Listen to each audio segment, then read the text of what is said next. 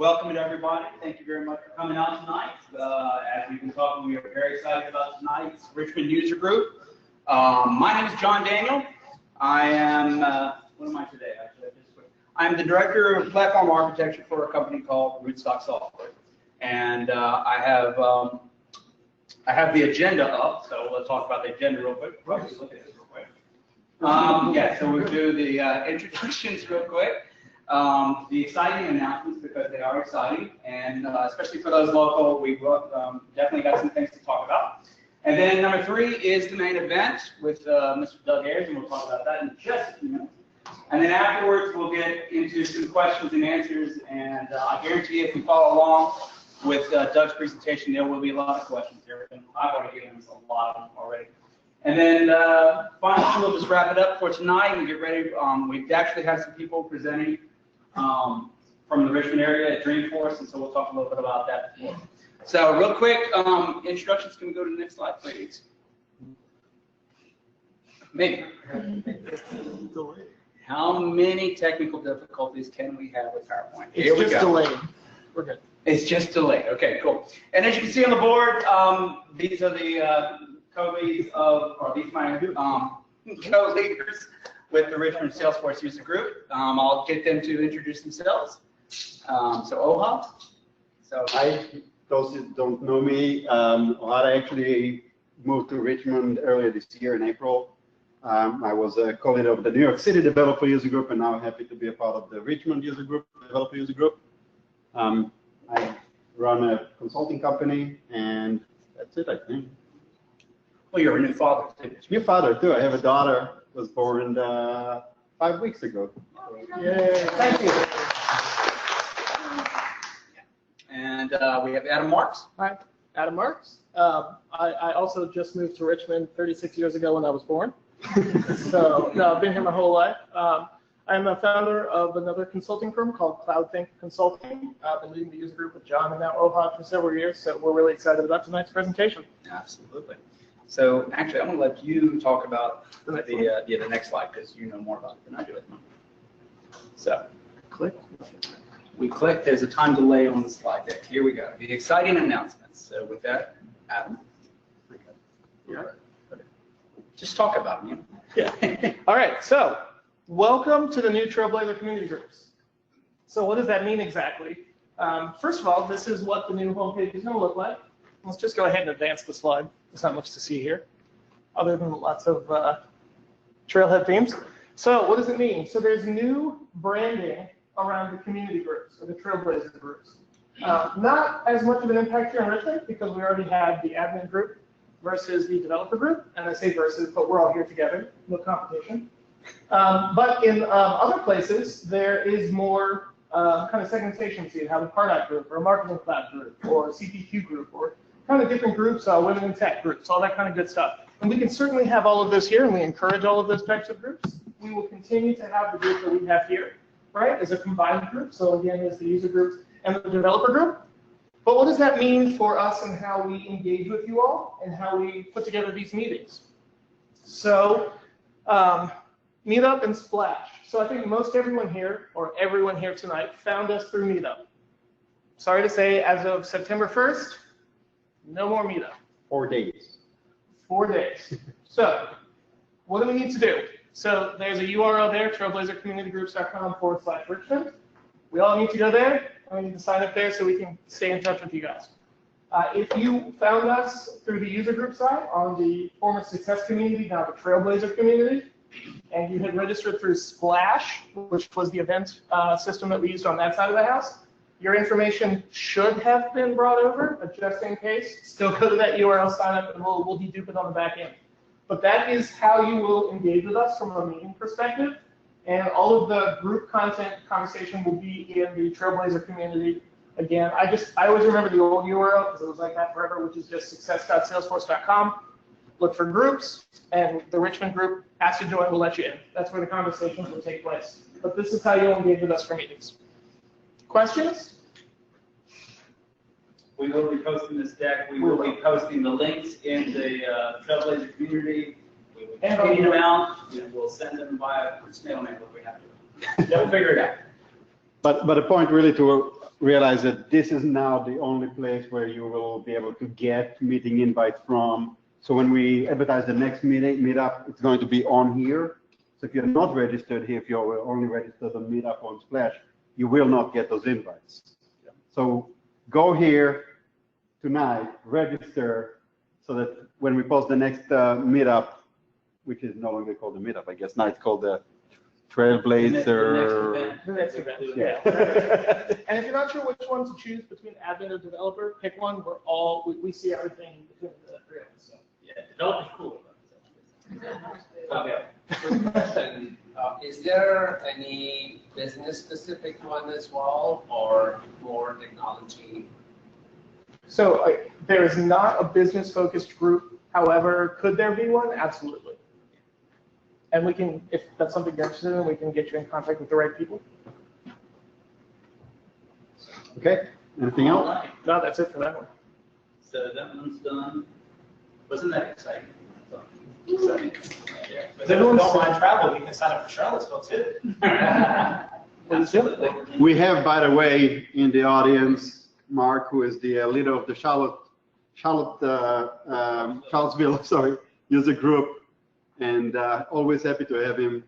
I have traveled a couple of times to Charlottesville. If you have the opportunity, definitely should. Awesome. And let's see, with that, let's go ahead and advance. This is the, Yeah. Okay, so I'm going to make Doug the presenter, I guess. We're going to make Doug the presenter. For those of you who don't know, Doug Ayers currently works for Salesforce.com. Dude, I know you're in you're technical curriculum developer for Trailhead. So if you get into Trailhead and you get those thorny problems that they demonstrate all the technology, he's usually the one who's designing that kind of material for you. He used to be, before he went to Salesforce.com, he used to be a Salesforce MVP, and he is by far and away one of the most brilliant technical minds that I've ever come across here in the Salesforce community. So with that, he is talking about dependency injection, utilizing the new open source framework called ForceDI, and I think you're going to find it very relevant, very interesting about what he's got to say tonight. So Doug, can you hear us? I can hear you. Can you hear me? We can hear you. Yes, we can. Thank you very much for joining us, sir. Please take it away. Just one thing, last thing. We have a webcam here, so Doug can also see us, as you can see. So if anybody has any questions, just let us know, and I'll try to point it to you so Doug can see who he's talking to. Yeah. And everybody smile. Make sure you smile, whatever you do. Awesome. Doug, it's yours. It's yours, Doug. Great. Thank you for that warm welcome. I'm really excited to be here. Thank you for this opportunity. And yeah, let's talk about dependency injection. If my PowerPoint scrolls through. Yep. So a little bit about me. My passion is developer education, developer evangelism. And for the past 6 years in the Salesforce ecosystem, I've been a customer, consulting partner, and now really just the fusion of those two passions, now working on Trailhead. So John, you did a great introduction. I'm not going to say anything more about that. And another plug, so Wednesday, another partner in crime, Andy Faucet is giving another talk on the road to Dreamforce about use cases for dependency injection. So for anyone that's going to be in the Bay Area Wednesday, definitely look that up, and then make sure to subscribe to their YouTube channel, because their sessions typically get recorded and posted up there, a few days or a few weeks later. So Andy's got even other scenarios to talk about beyond what I'm going to be sharing with you tonight. So keep an eye out. And then shameless plug, my role at Salesforce at Trailhead is to create what we call these boot camps, which are 3 days of instructor-led hands-on training. And one that's really near and dear to my heart is the developing applications using SalesforceDX and Heroku pipelines. So if you're going to be in the area at one of the boot camps, definitely hope to see you. All right. So reminder, Salesforce is a publicly traded company, so make sure to make all your purchasing decisions based on how awesome the platform is today, and not necessarily how awesome it's going to be tomorrow. Agenda.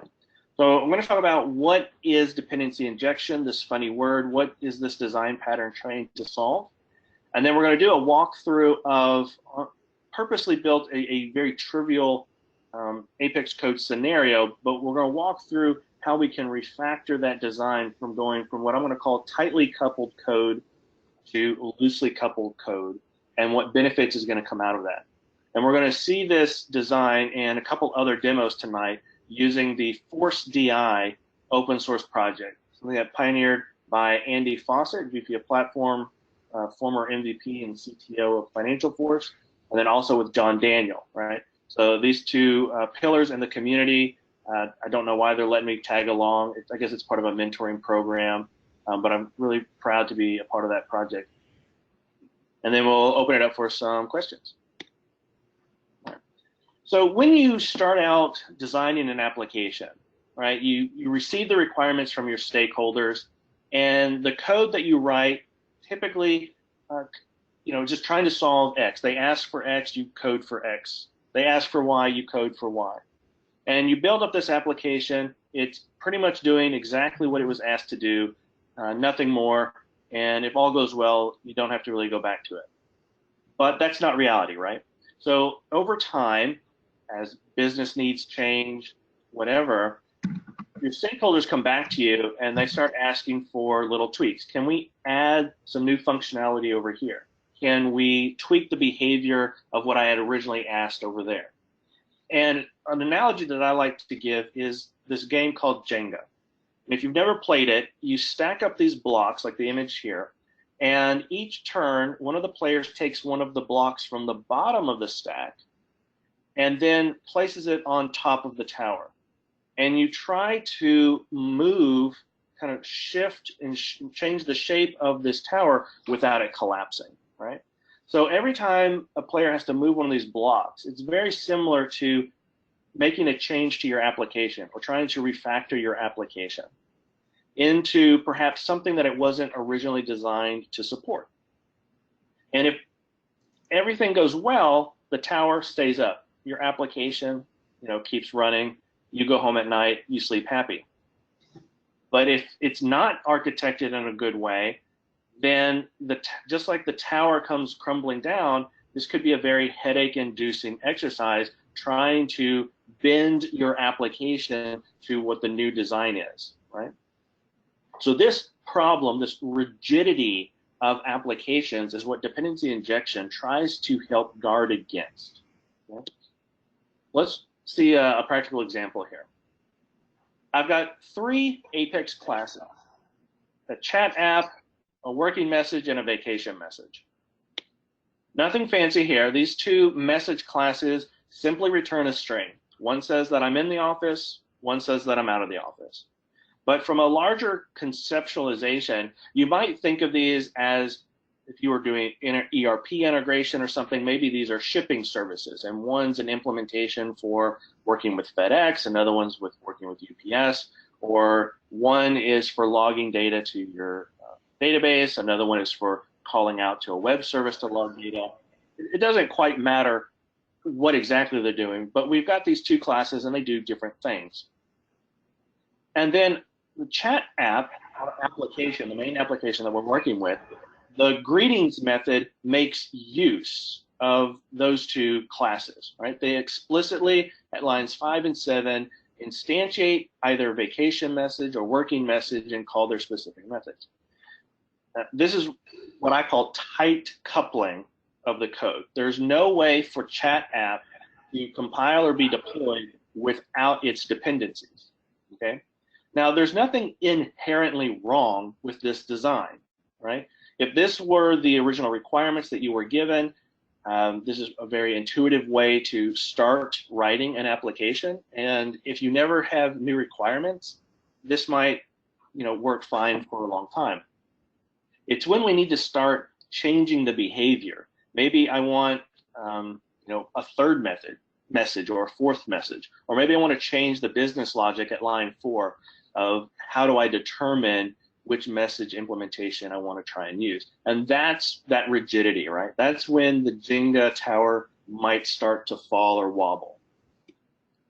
And then when we run this code, it's very simply, it's just going to print out one of the messages. So we can redesign this code to start making it a little more friendly to adaptation. So in version 2, what we're going to introduce is an interface. So I call it the iMessage interface. It's got one method called say something, and it returns a string. So our original working message and vacation message classes, those pretty much stay the same. We just now implement this interface, which means the method signature now conforms to whatever the interface said it should be. But they still return their appropriate strings. They're still doing what they originally were going to do anyways. Now, how that changes our app, the chat app class now has a property of iMessage data type, okay, and then the greetings method specifically has simplified dramatically. The greetings method now no longer tries to figure out which message implementation it's trying to use. It just says, if someone will give me an iMessage implementation, I can use it for whatever I need to do, okay? In the example, it's just a simple pass-through, but think about what kind of problems you're trying to solve in your applications at your company, and the greetings method could be doing all sorts of interactions and integrations with order management systems and whatnot.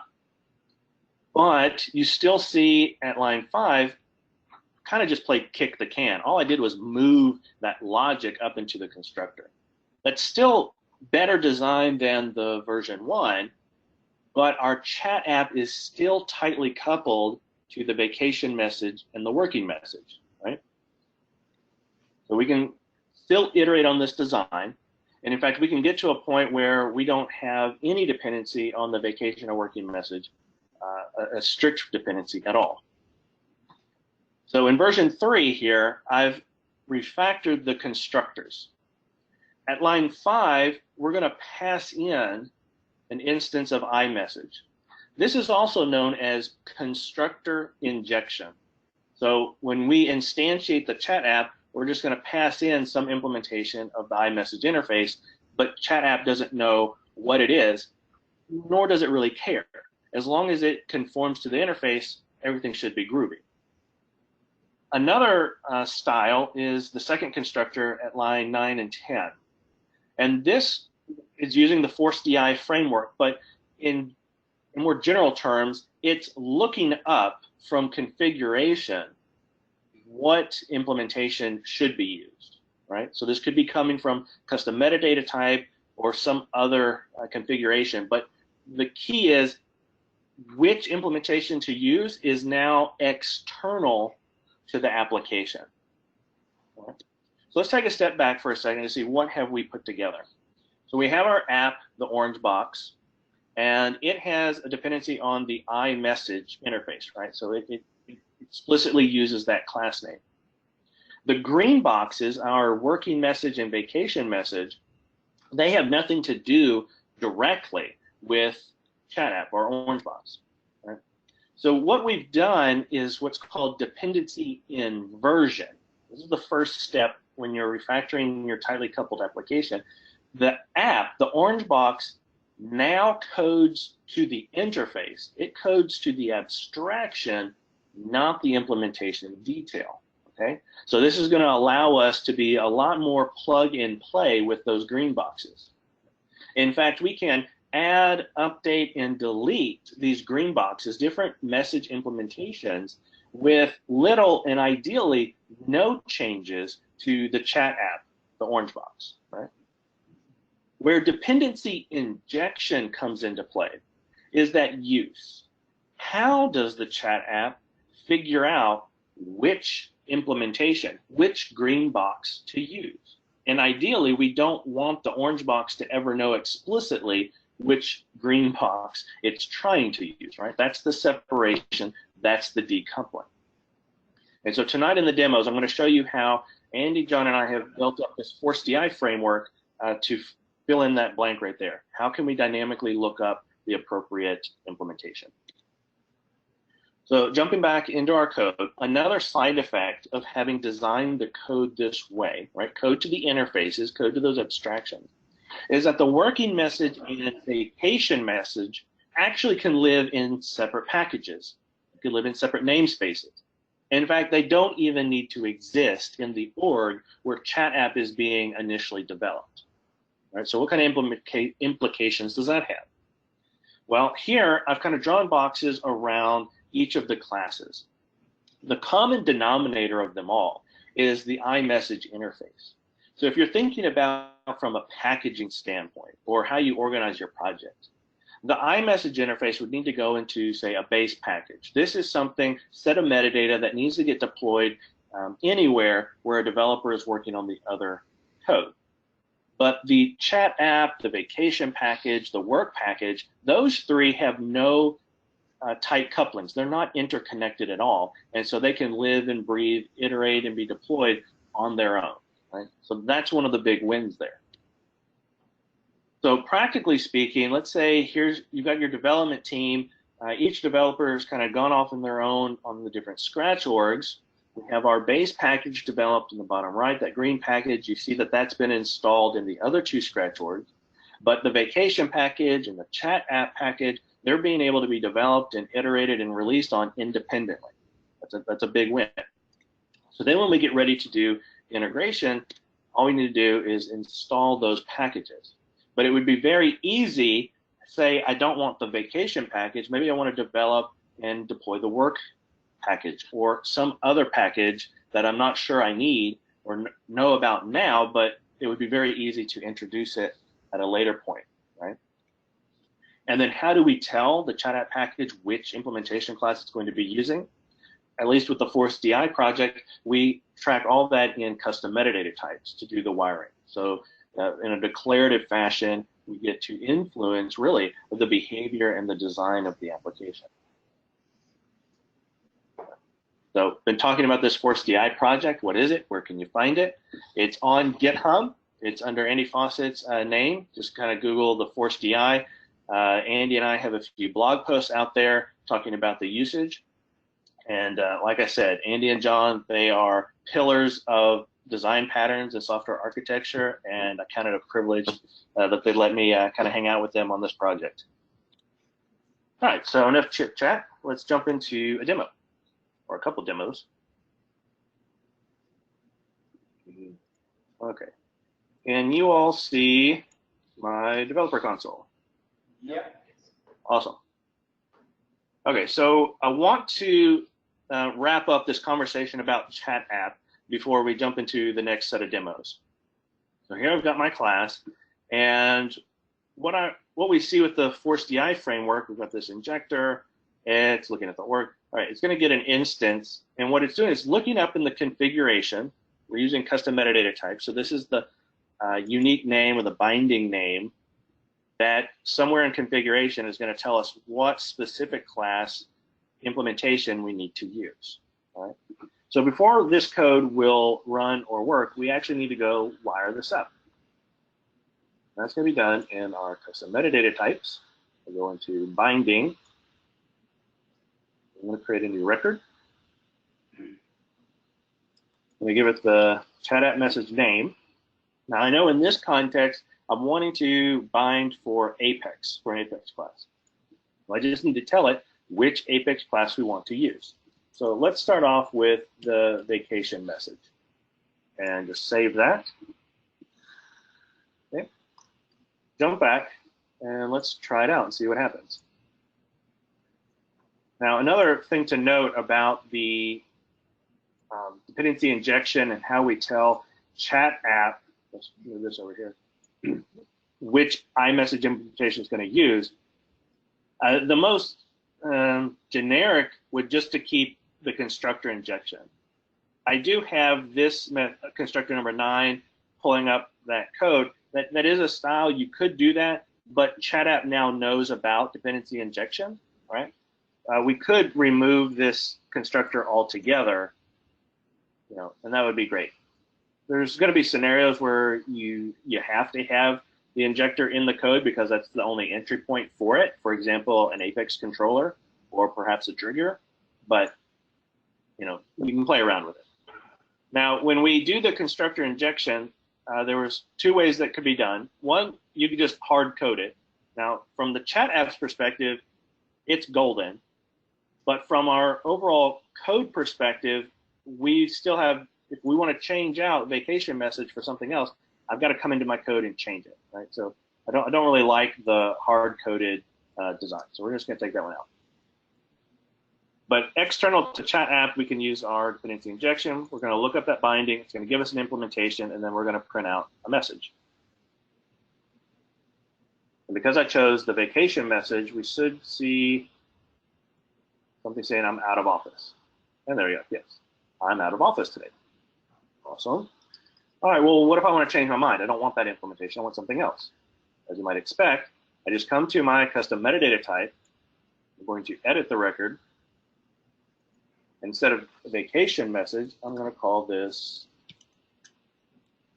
working message. All right. We'll come back. I'm not going to change any of the code. It's going to execute the last statement. And we should get a different message. And here it says, oh, I'm in the office today. So I didn't change any code. I just changed configuration here.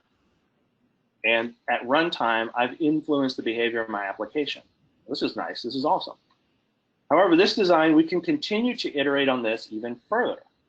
Right now, I'm statically telling my entire org for all users whether it should say the working message or the vacation message. What I'd ideally like is for the application to be a little smarter, a little more dynamic, and actually respond and change behavior based on the current user. Okay? So the SalesforceDX framework supports that as well. Here I'm going to edit my record. And instead of choosing Apex, I can also choose module. Right? Module is just nomenclature for the dependency injection to say, hey, rather than bind to this explicit Apex class, instead I'm going to delegate to that class, and it should decide what my bindings will be.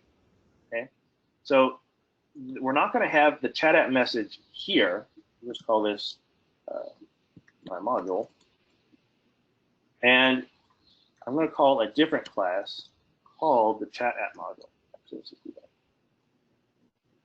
Okay. So at runtime, when the SalesforceDX framework needs to look up the chat app message, right, that our code is wanting to use, it's going to come in here. It's going to say, well, I haven't found an entry yet. Oh, but there's this module. Hey, let's go run this Apex class and see if it's got anything better for us. So coming back here, let's look at our chat app module.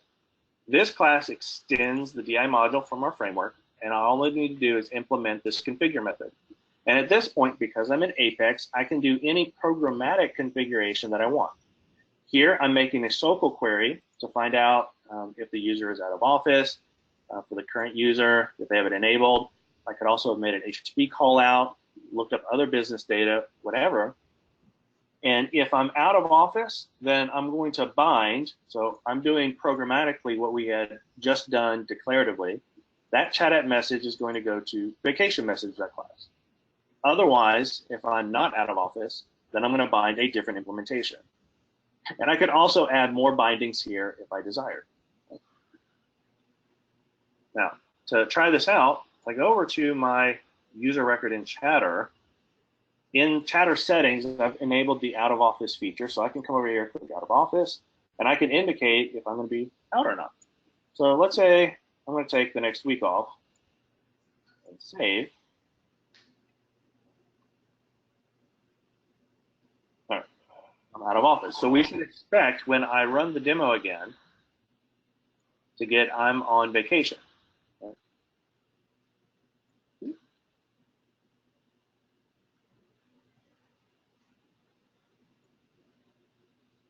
Yep. And we did. Hey, I'm out of office today. All right, well, what happens if I come back into office? Just change that. So all I did is I changed data in my org, right? I haven't changed the code. I didn't even change the metadata type. So we will just rerun that test.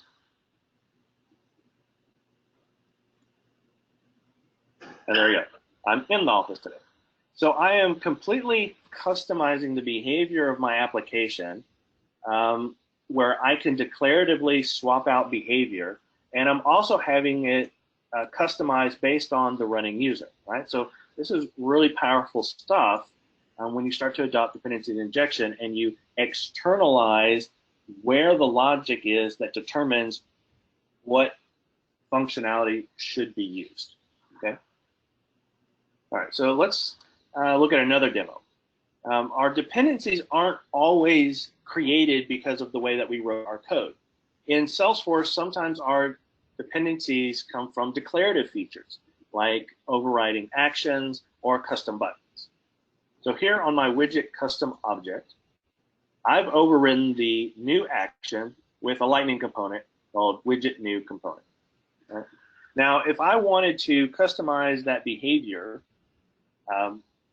based on the user or whatever, I either need to have a very smart component, right, where I'm writing a lot of that code, or I need to figure out how can I use the metadata API to all of a sudden deploy a different action override, but that wouldn't really work for, a per user level. And all right, so that's already a big mess, the two ways that we're trying to do that. But we can leverage dependency injection instead to swap out the underlying behavior this component does. So let's go look at what the widget new component looks like right now. Simple component for an action override, but the functionality inside of it is just using our injector component. Okay? And it says, hey, go look up the actual Lightning component that I want on this page from the bindings, the binding called widget new action. And whatever Lightning component that is that gets instantiated, we want to pass to it this injector attribute. And we could have 0, 1, or many of these attributes that we're going to pass to the actual Lightning component. Right? In this case, we're just going to pass the name. Now, I happen to have a custom Lightning component. Now, the custom Lightning component that I want to inject in here, remember from our slides, could have been developed in a different org. It could have been developed in a separate package, could be provided by a managed package, right? They're already decoupled completely, which is really helpful in swapping out the functionality. The component that I want to inject in here is also just pretty simple. We're going to pass in that object name, and then we're going to display a simple form using the Lightning record form. Right? So let's try this out. Over to our custom metadata. I create a new record here. Widget new action, where type is the Lightning component. And widget new, what did I call it? Widget new custom component. All right, perfect. So all we did, we had some piece of little configuration. Come back. Let's see what happens when we click new. Of course.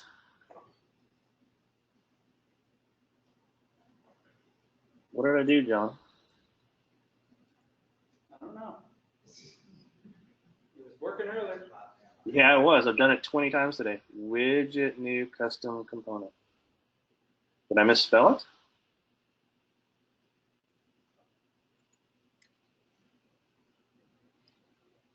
Womp womp. Widget new custom component.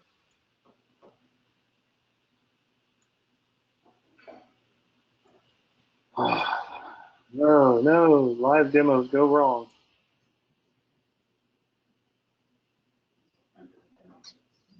Not good, not good. No. Why is this not working?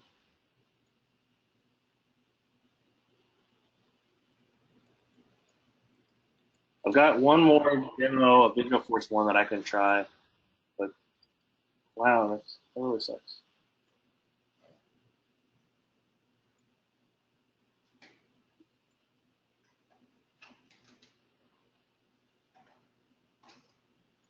I'm going to try and delete all the records.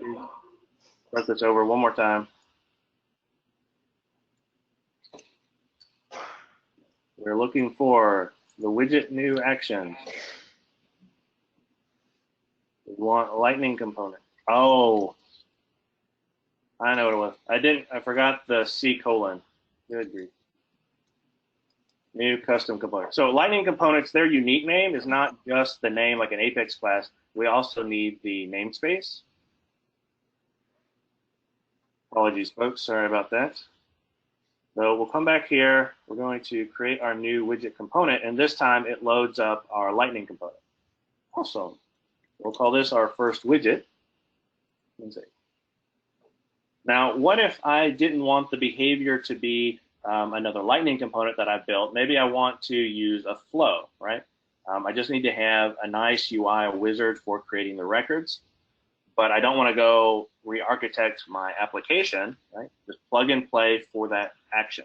Well, as a matter of fact, I do have a flow called the widget new flow, and it's going to prompt a screen, ask for what you want the widget name to be. I'm just going to create the widget, and then using lightning components in flow for an action, it's going to redirect back to that created record. To make that happen, just like with the chat app example, all I need to do is edit the custom metadata record. So instead of pulling up a lightning component, I'm now going to inject a flow. Here, I'll give a flow name. I don't have to have the C colon. Okay. All right. We'll come back to our widget. Let's create a new one. This time we're using flow. Didn't have to redeploy anything, didn't have to change the code whatsoever.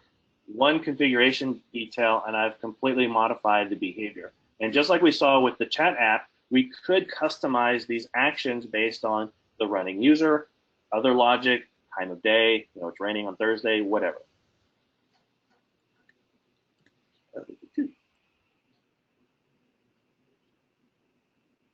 All right. John, how am I doing on time? Pretty good. Okay. About 20 minutes left. All right, cool. Really sorry about the snafu there with the custom metadata name. All right, the last demo I want to run through is this view info custom button. So we've seen how dependency injection works with Apex. We've seen how it works with Lightning components, how I'm swapping out the flows. It also works with Visualforce. It's not as nice as Lightning components, but we can still make it work. So looking back at my object, my custom widget object, look at our custom buttons, and we have this view info button. And here it's referring to the widget info Visualforce page. All right, so let's check out widget info. What is it doing?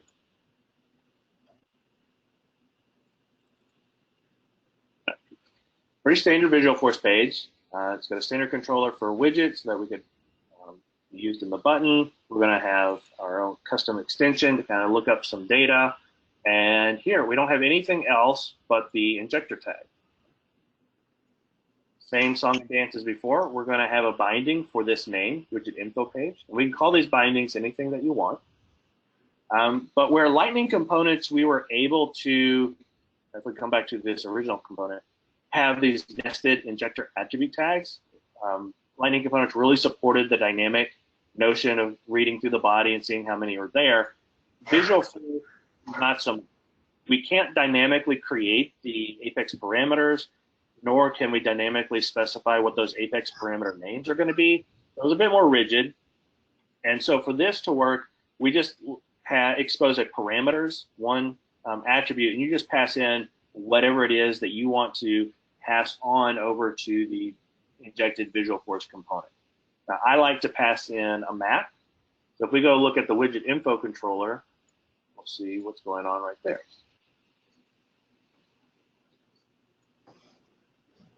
Pretty simple controller. All it's doing is instantiating a map, and we've got one key, the record ID. So we're going to pass that map with the record ID off to whatever Visualforce component we actually use here that gets injected. Now, I've brought up the dynamic Visualforce code. It's still a bit rigid, and so we have to find workarounds for the dependency injection to work. We can't instantiate the Visualforce component that you want dynamically in code, but we can leverage an Apex class to kind of help us out. Kind of like the module scenario where we were dynamically figuring out which message implementation we wanted to use. For Visualforce, you need to provide an implementation of the binding provider interface, okay? And essentially why this is required is we cannot instantiate the dynamic Visualforce component, the Apex class, via the type.forName method, which is what we've been using for lots of the other injection techniques. Well, anyways, this is the kind of the adapter. Now, what gets passed to this new instance method, this object, is whatever we passed in here from the parameters. So I know that I had passed myself a map, so I'm just going to cast that to a map, and I'm expecting a record ID. So I pulled that value out. At this point, because we are in Apex, we could make HTTP callouts, we could query SOCL data, run query for other data to influence our decision. In this case, I'm just passing back a record ID and a record name. So for every Visualforce component that you've created, there's an Apex type that's automatically created for you, which is really cool. And so that's what we're doing here. I have this widget info custom Visualforce component. It takes 2 attributes, and we're going to instantiate that and return it. And so whatever component I return here is what's going to get injected onto the page here. Widget info page is going to be key. Come back to our custom metadata types.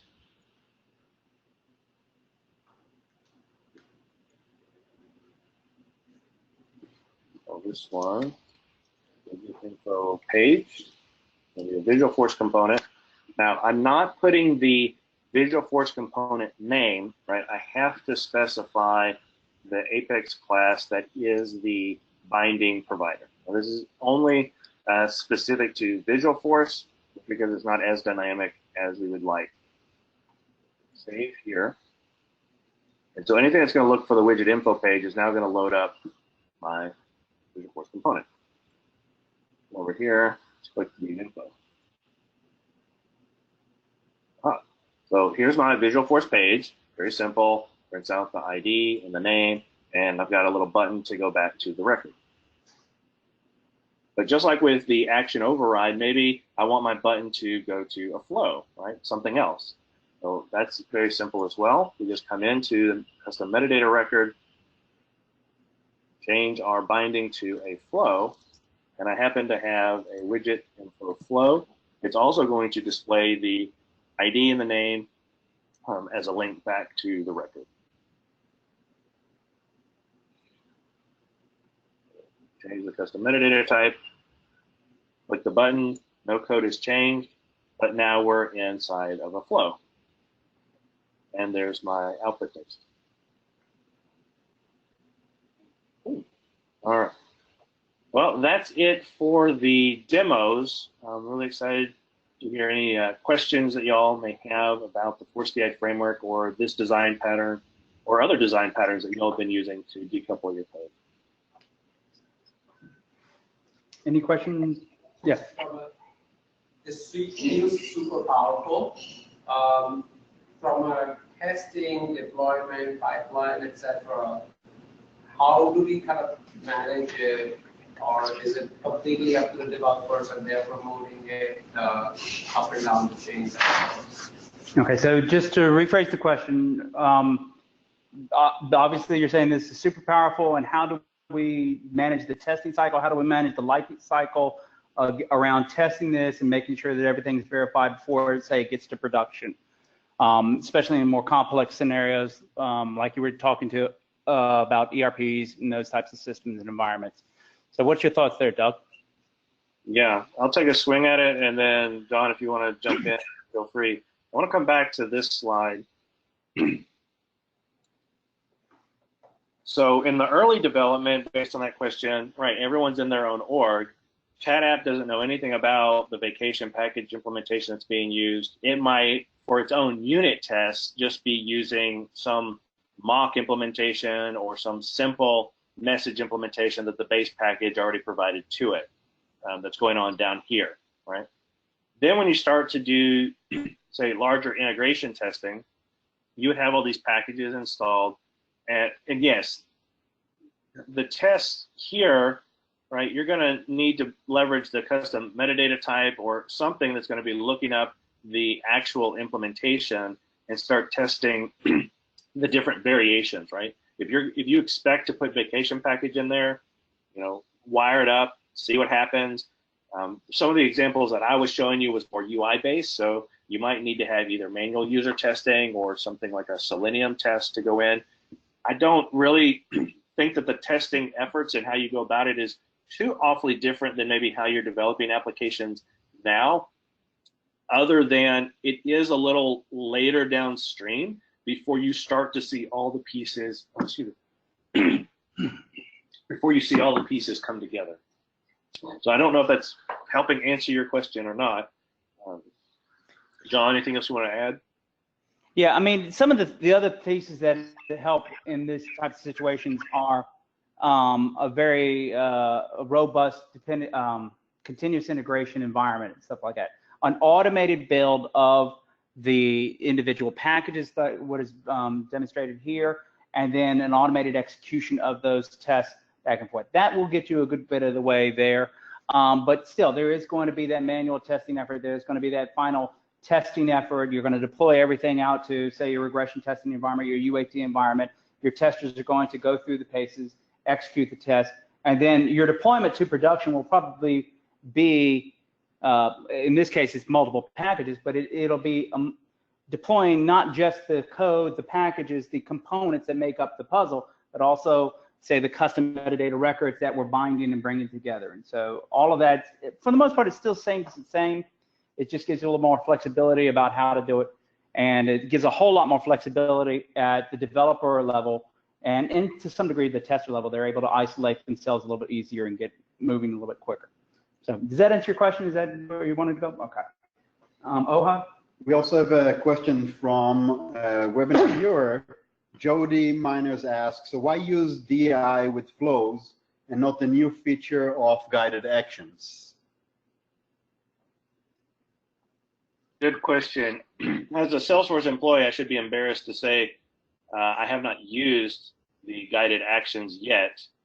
I'm guessing that's another way to, based on different logic or who is running the flow, to surface different things. But from what I've read on the brochure, and I could completely be wrong on this, I think the scenario that's going for is, say, someone pulls up a case record, and based on some of the data of that record, it's kind of just routing a flow to you. I don't know, maybe it does have the ability where you could actually run, maybe Apex code at runtime to do even more checks to see which flow you actually wanted to route to the person. Moreover, with guided actions, I don't know if that's accomplishing the same behavior as when I had the button, right?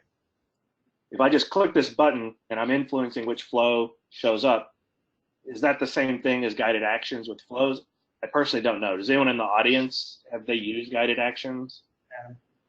Yeah, so I've messed around with them a little bit. The use case, at least in Service Cloud, is more of a process to understand what to do. So think about, I'm a contact center rep, I get a case inbound, and there might be a guided flow that shows me, based on my actions, what I need to do next to get through it.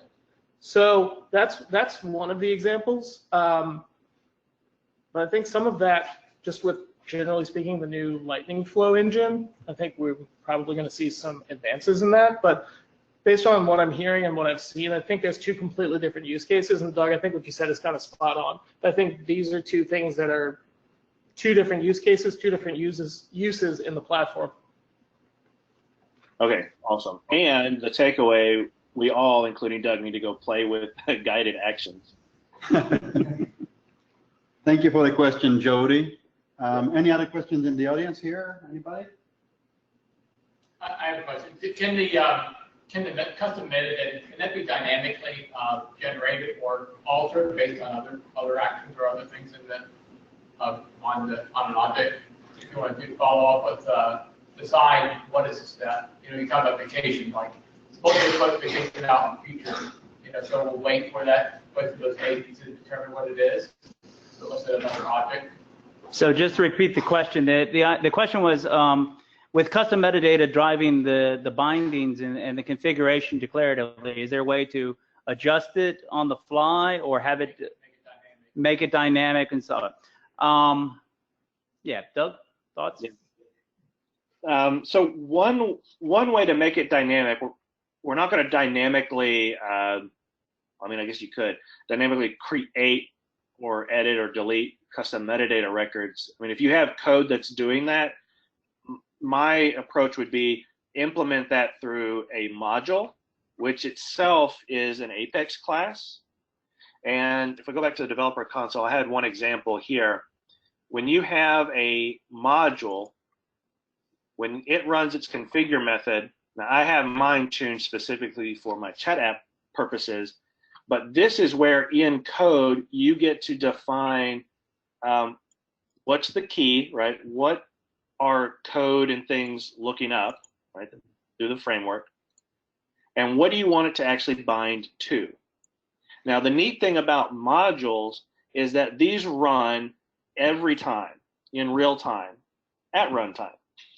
So if you wanted to query and look at things in your org and influence, hey, it's now after 5 p.m., we're going to tweak the implementation now, you could do that, right? Based on the user, based on data in your org, whatever. You could also yourself implement caching, like if you need to run quite a bit of code here to try and figure out what's going on and you don't want it to run through all that, you might start to implement platform cache to hold on to some of those computations, right? But I think this would be the way that I would do more of the dynamic pieces. John, do you have other thoughts on that? Nope, spot on. Absolutely. Yeah. Any other questions? No, hopefully that was a good answer. Or thoughts? Anybody have some use cases or brains kind of turning looking at this? So, Doug, I have a question. This is Ohad. So in our room, we have, this is a admin and developer combined meetup, right? So we have a bunch of admins in the room and a bunch of developers. So a lot of the developers, I hope, got a lot of what you said here today. You know, the admins, I assume, got a lot more of the declarative side.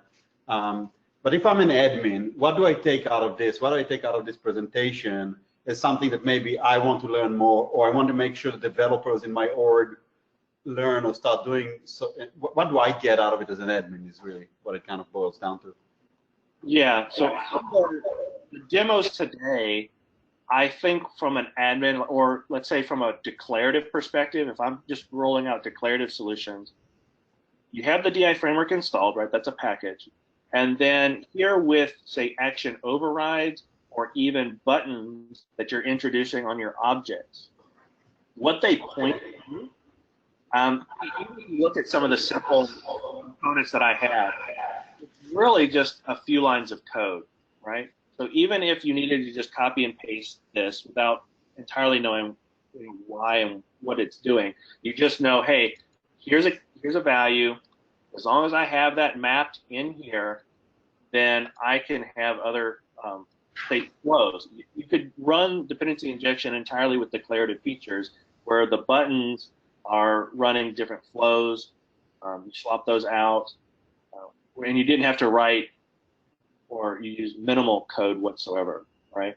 So it's starting to think of, I'm not locked in, right? Or if you start to say, hey, we want to have these buttons do some actions, but it starts to sound like it's really trying to solve a whole lot of use cases, maybe we should separate that out, modularize the code or the flows that you're doing, and think about how can we be looking things up indirectly, right? I don't know if is that kind of helping, or is it still? Yeah, no, I think that's great. I mean, for me, when I think about everything you said about this from an admin perspective, this is kind of like the advanced admin, right? Somebody who wants to start dabbling a little bit in code, doesn't really necessarily know or understand it, but can, you know, create components, can copy paste code. But really, the power here is really creating much more flexibility in what your buttons on your flows do or how to call your buttons on your flows. Yeah. Again, with very little need for code. And I hope that admins in the room maybe got some of that in this meeting. And then, I mean, one other thing to think about is, obviously with the adoption and the merging of SalesforceDX and the merging of packaging, and that's how we're organizing our code. That's very much real for the admins. They've got to deal with, in the last company I worked with, we had massive amount of flows, a very large, complex series of flows, and they were all very tightly coupled, very tightly held together.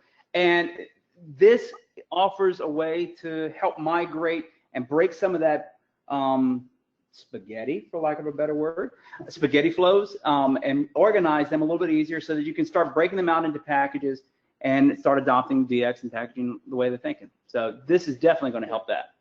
Yeah. I shared this talk at the local Nashville group a couple days ago, and one of the questions that came up there was, how do you know, like, when and where you need to start using dependency injection, right? Like, a couple of people, they were wide-eyed and they're like, do I need to start every application like this? And I would say no, right? We want to caution against not everything's a nail, and this definitely isn't our silver bullet or the hammer to attack everything.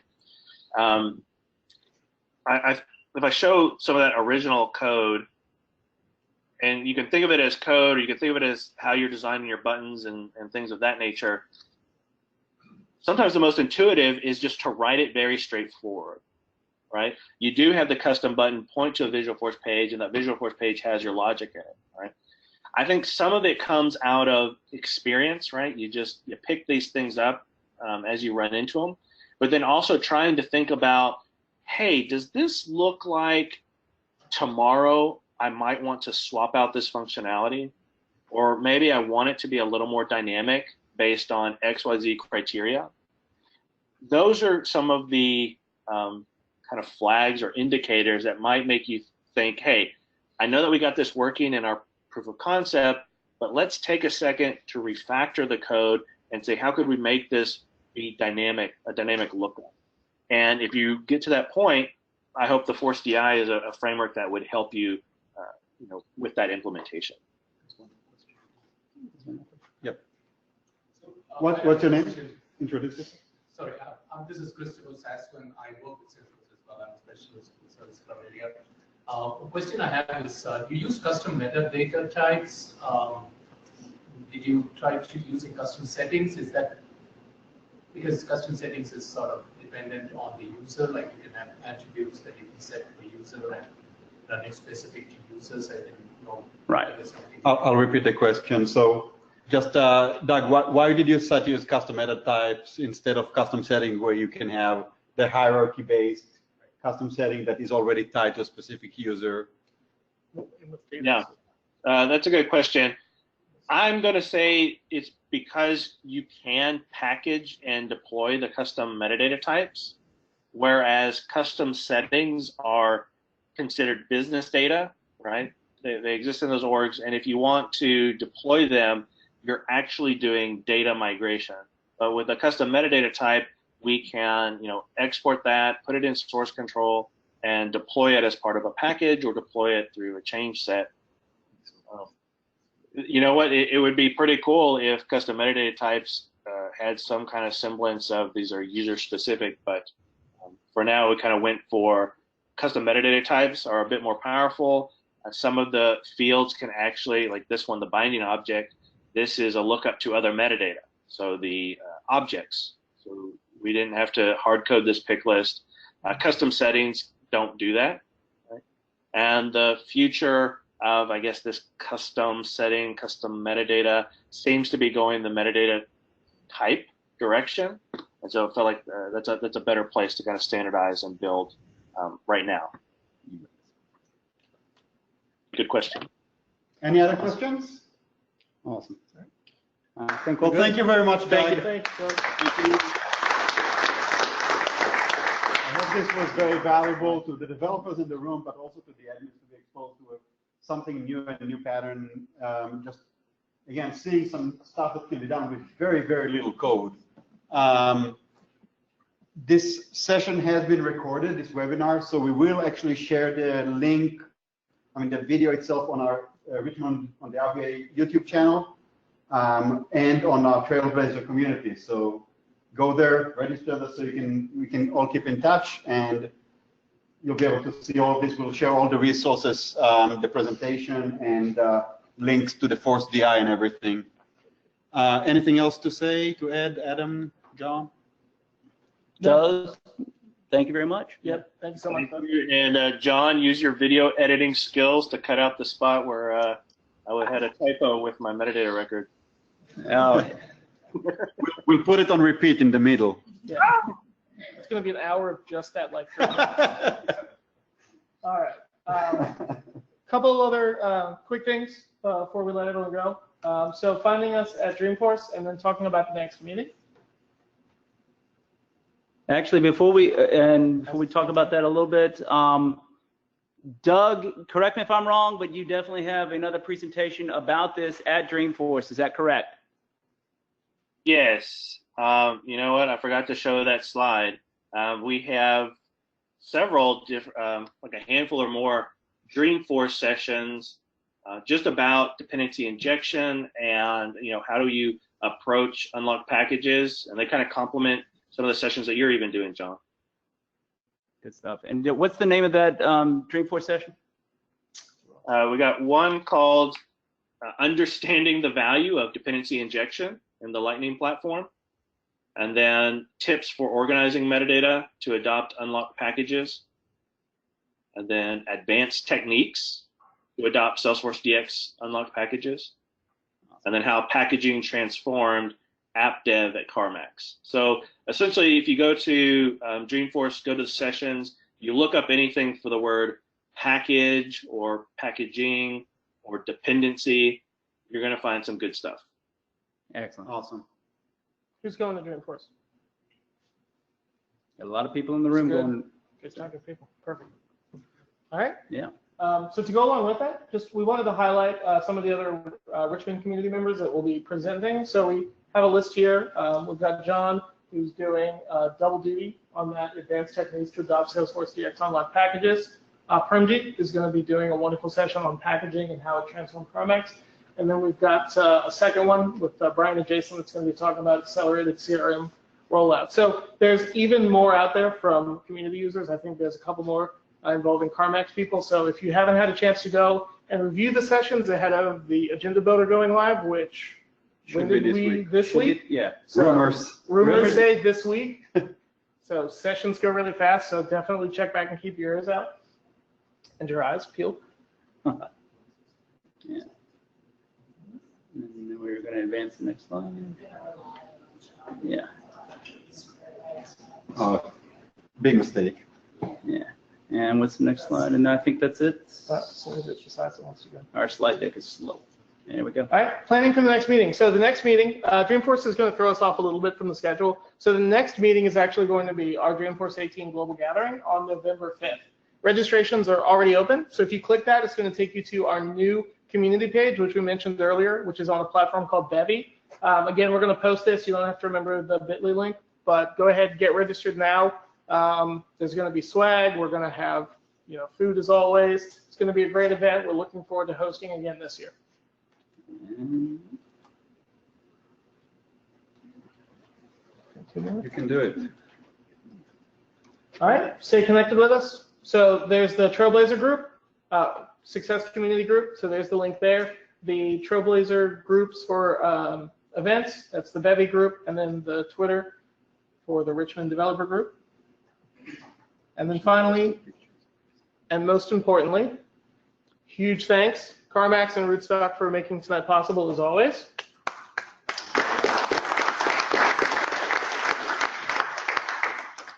And with that, we're done. That's it. Thanks, everyone. Thank you, Doug. Thank you.